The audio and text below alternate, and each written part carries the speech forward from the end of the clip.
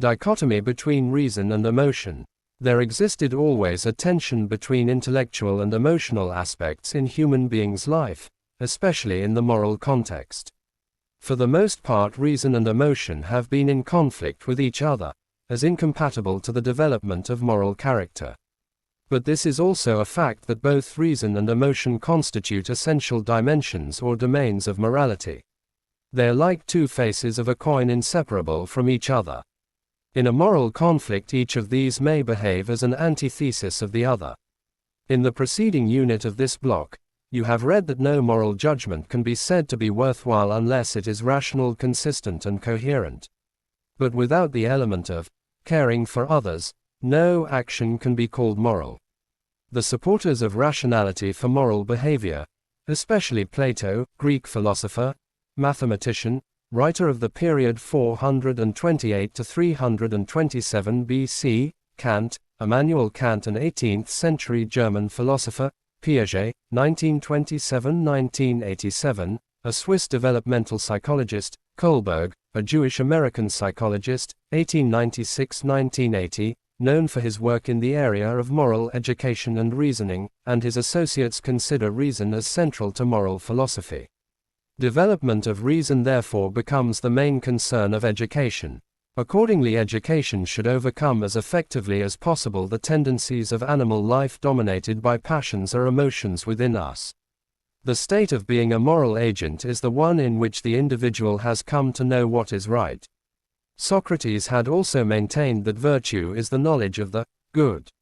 According to Plato, virtue or morality is the culmination of the knowledge of right.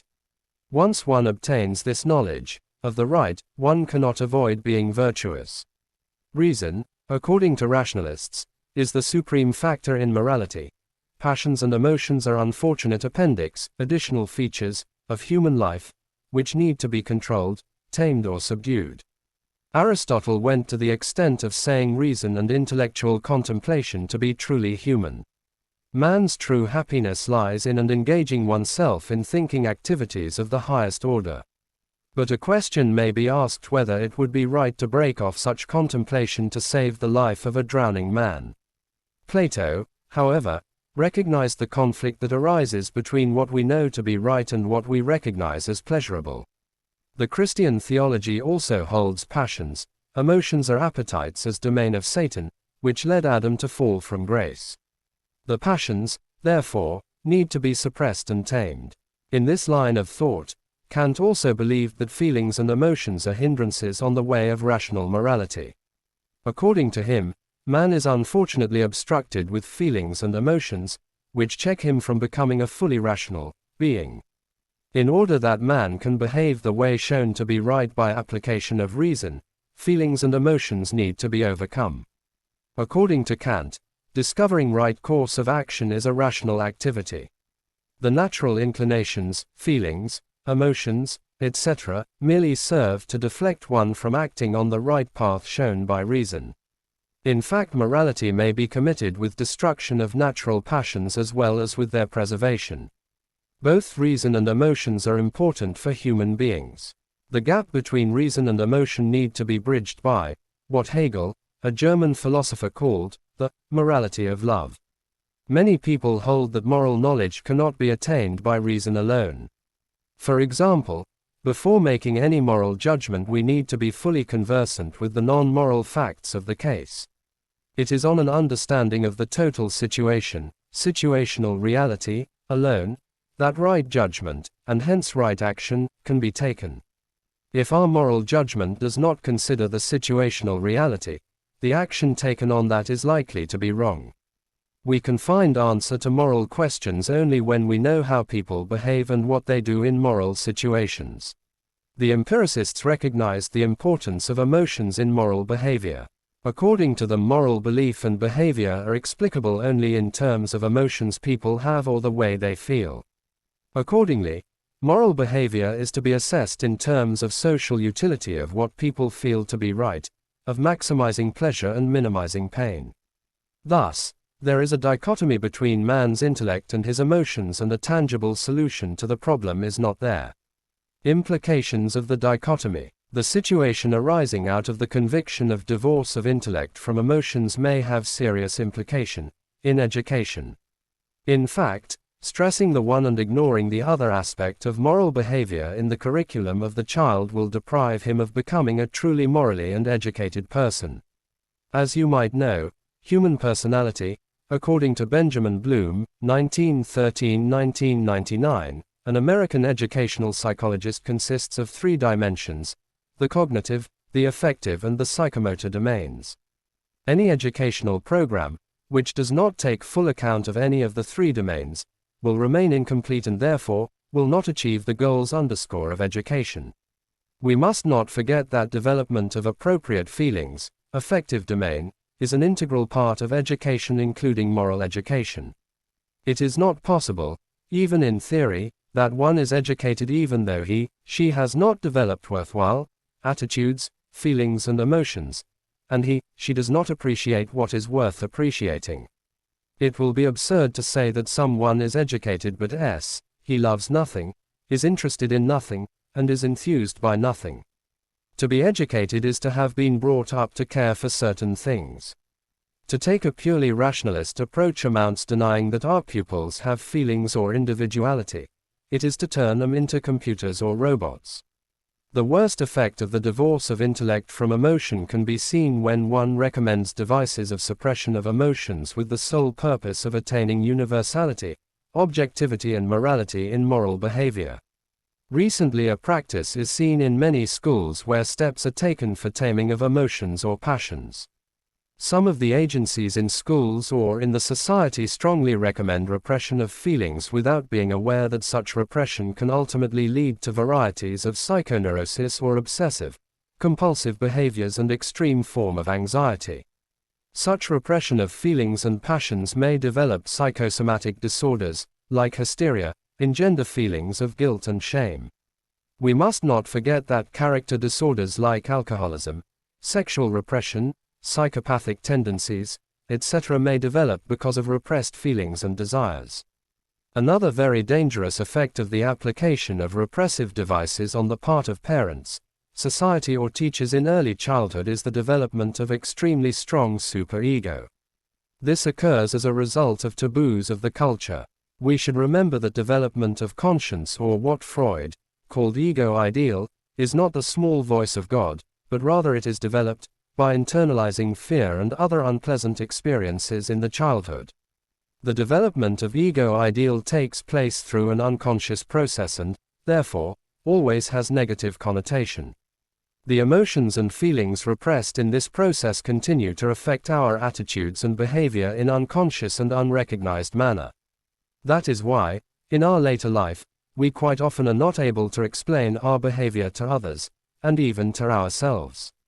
A refusal to partake any kind of alcoholic drink under any circumstances, even where its medicinal value is obvious, for example, cannot be explained by the individual because such internalization or repression has taken place unconsciously. So the ego ideal developed as a result of repression has to be deplored. But still we need to develop some kind of conscience or self-image, which helps us in taking some decision or judgment. We have to be careful that we don't develop a distorted conscience, through repression, subjugation or taming of emotion. We should develop the same through conscious and deliberate choices. The above example of totally unreasonable rejection of alcohol in all its forms is one instance of this kind of distortion. The development of such taboos sometimes is so strong that one is willing to die or see a child or some relative die than to break the taboo. A strong device is used for repression of desires, feelings and emotions in early childhood, may not lead in certain cases to development of ego ideal or a strong conscience but lead to reaction formation.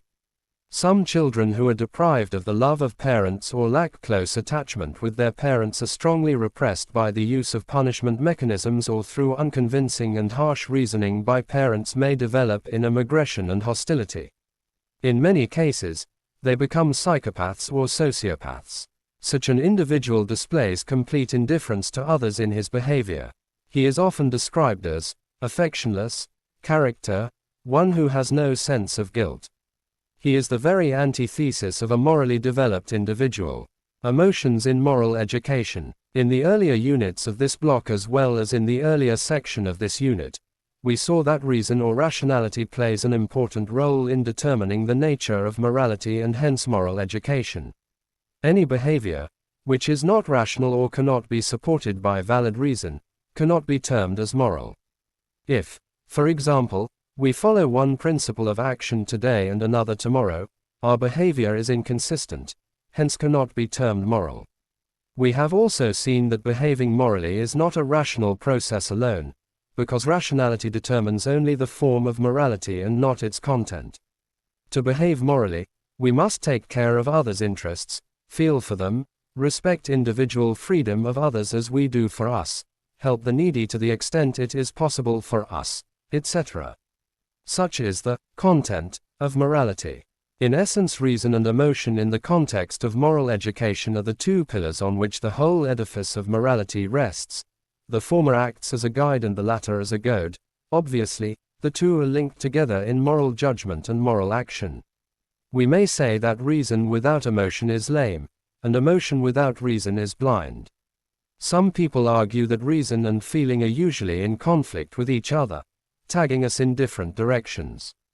But if we reflect upon different moral situations, we find that our inclinations do not always push us towards behavior that is at variance with rationality.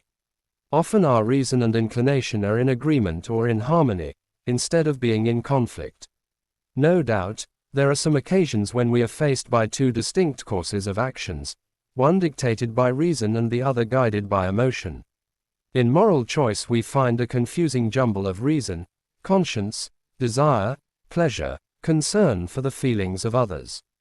Just as it is impossible in any practical educational context to separate the cognitive from the affective goals, in the same way, it is difficult to distinguish these two aspects in any practical moral issue.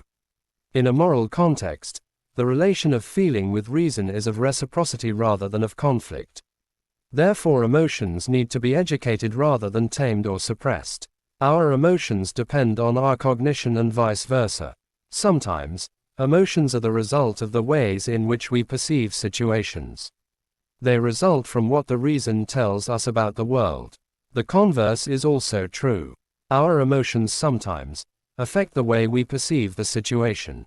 That is why a group of thinkers, called phenomenologists, assert that every man's perceptions are unique because they are intimately related with emotions and personality. Any situation of moral choice, therefore, demands a proper cognition in order so that we may arrive at a correct moral choice or judgment. In short, we can say that we need to make realistic appraisal of situations and understand them in order to be able to act appropriately. We have already discussed in this unit about the dangers involved in the control of emotions. But it does not mean that we should let them free. What is dangerous is the repression of emotions, not their control. Undoubtedly, the children need to appropriately control their emotions. They need discipline. Teachers can help them to develop certain habits of good behavior when they're young. Thus, in the moral education of young children, some kind of training or indoctrination, or what Skinner calls shaping of behavior, is unavoidable. Factors of control. There are different kinds of controls and disciplines. The only kind of discipline that can be accepted as a part of educational process is self-discipline. Whatever devices we use, the goal must be to produce a person who is in control of his emotion which prevents one from executing his own moral decisions. The control should be one of self-control, which is conscious and self-initiated. In addition to controlling the emotions deliberately and consciously, we must help children to understand their feelings so that they accept or express them through socially desirable ways, such as dance or drama. The role play is a technique, which helps in development of the ability to see things from someone else's point of view. This kind of insight into the feelings of others is an important aim of education. There is another point to make about education of emotions that is relevant to moral education. There are some emotions which need to be nurtured, like sympathy, empathy, love and care for others, etc. Instead of controlling such emotions, we must rather welcome, embrace and promote them. Some impulses or inclinations are not generally regarded as bad. They are not seen as impulses or inclination to be controlled or repressed, but are felt to be the motivating force of our behavior. To be fully moral, an action should not only conform to certain standards of rationality, but it should also be performed with certain degree of motivation. Perhaps it not morally so good to feed and clothe a filthy tramp in a cold and indifferent way, than to embrace or love him. It is not enough for an action to be performed unwillingly, but it must be done willingly. There are people who claim that moral education should concern itself with the promotion of certain kinds of feelings in pupils. We should recognize the feelings of others, understand and treat them as similar to us. Not only that, we should sympathize with them, feel for them, empathize with them and even love them. For true moral education, it is not sufficient to know what is right at cognitive level only. It is also a matter of promoting those that will support and enhance our moral action. In actual practice in schools, such feelings and emotions can be better developed through community living and social service. Through such activities we can learn which emotions need to be educated and how we can do that. So moral education does not merely include the understanding of what is right and what ought to be done. It also involves feelings and emotions which goad our behavior to do what we ought to do. Judgment and action in moral education. The relationships between judgment and action, especially in the moral contexts, have interesting implications for the areas of moral education and moral development. The issue of moral judgment and moral action, in fact, lies at the heart of moral development. The concept of morality entails all the three dimensions of personality: the cognitive, judgmental, the affective, feelings, emotion and intentions, and psychomotor, action.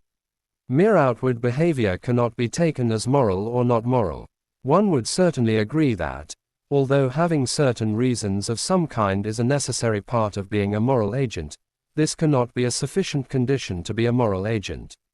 To be designated as moral agent, one must act in accordance with these reasons and intentions. Morality is, by nature, a practical business, as it is basically concerned with what ought to be done or what is right to do. Morality cannot be accounted for just in terms of either performing particular kinds of actions or in terms of making particular kinds of judgments. It must involve both of these, i.e., how a person thinks, feels and behaves. Many approaches to moral education and moral development, however, ignore this complex balance between judgment and action. For example, Piaget, Kohlberg and his associates tried to study moral development mainly in terms of children's moral judgment. Though they did not completely ignore moral action, their main thrust was directed towards moral judgments. On the other hand, the traditional notion of moral training aimed at inculcating in children a particular code of moral conduct, telling the truth, respecting one's elders, keeping one's promises, etc. But such notions need to be replaced by furthering children's understanding of moral issues. In contrast to judgmental approaches, the opposing traditions seem to overemphasize behavior at the expense of judgment and understanding. For example, behavior modification techniques of Skinner had no place for concepts like intention or judgment, belief, choice, responsibility and justice. A child behaves morally not because he understands that his behavior is right, but because his behavior is so shaped through appropriate arrangement of rewards and punishments. We can see that this behavioral approach to morality is not moral education but moral training. According to it, it is the standard of behavior in and out of school, which is a measure of success or failure of moral teaching. Moral weakness. In dealing with moral education, we encounter a specific practical problem. The problem of moral weakness. For example, a child may have learned certain skills, which satisfy certain judgmental criteria, but may fail to act in accordance with what he has judged to be right. This educational problem of moral weakness is concerned with how to encourage children to act upon their moral judgment. Let us try to analyze the solution of such a problem. When we fail to act upon what we think to be right or good, we are guilty of moral weakness. It usually happens when we are overcome by overpowering emotions, desires or other irrational factors. We are not able to withstand such pressures either because our will, or our conscience, is too weak. Moral education in such cases will imply strengthening the will or conscience to educate emotions and thus build a strong character. Some thinkers reject concepts like weak will or conscience. According to them, moral weakness is not a battle between our will and our emotions, but rather a conflict or incompatibility between two kinds of reasons for actions. Reasons can justify as well as motivate a person for action. I may for instance believe that I ought to visit my friend in hospital, who is ill, because hospital patients generally feel happy when visited by friends and hence recover more quickly. I also would want to be visited if I were in his place. There are justifiable reasons for visiting hospital patients, and I also agree with those reasons. Still, I may not be able to visit my friend, perhaps I don't have time or energy, or perhaps the hospital environment is not conducive to me, etc. In such situations, there are no reasons which motivate me to visit my friend. So reasons which justify and reasons that motivate are logically separate. This distinction offers a general explanation for moral weakness. It is not always necessary that inclinations and obligations are separate. They may coincide also.